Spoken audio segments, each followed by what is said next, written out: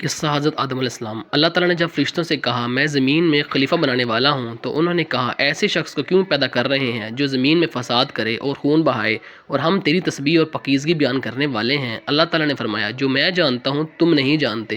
اللہ تعالیٰ نے حضرت آدم علیہ السلام کو تمام نام سکھا کر ان چیزوں کو فرشتوں کے سامنے پیش کیا اور فرمایا اگر تم سچے ہو تو ان چیزوں کے نام بتاؤ۔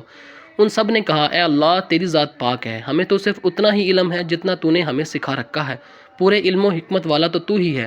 اللہ تعالیٰ نے حضرت آدم علیہ السلام سے فرمایا تم ان چیزوں کے نام بتا دو۔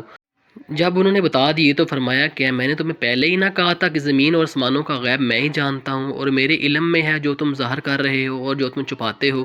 اللہ تعالیٰ نے فرشتوں سے کہا آدم کو سجدہ کرو، تو ابلیس کے سوا سب نے سجدہ کیا، اس نے انکار کیا اور تکبر کیا اور وہ کافروں میں سے ہو گیا۔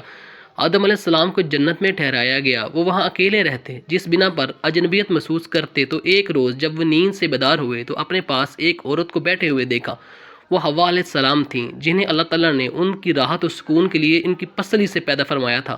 آدم علیہ السلام نے دریافت کیا تم کون ہو؟ تو انہوں نے کہا میں عورت ہوں۔ انہوں نے پھر دریافت کیا تمہیں کیوں پیدا کیا گیا ہے؟ حوا علیہ السلام نے جواب میں کہا تمہیں سکون پہنچانے کے لیے۔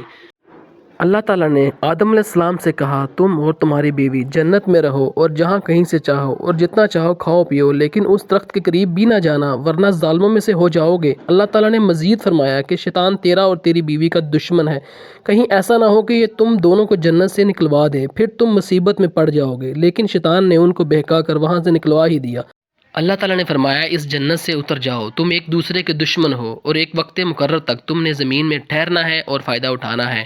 حضرت آدم علیہ السلام نے اپنے رب سے چند باتیں سیکھ لیں اور اللہ تعالیٰ نے ان کی توبہ قبول فرمائی، بے شک وہی توبہ قبول کرنے والا اور رحم کرنے والا ہے۔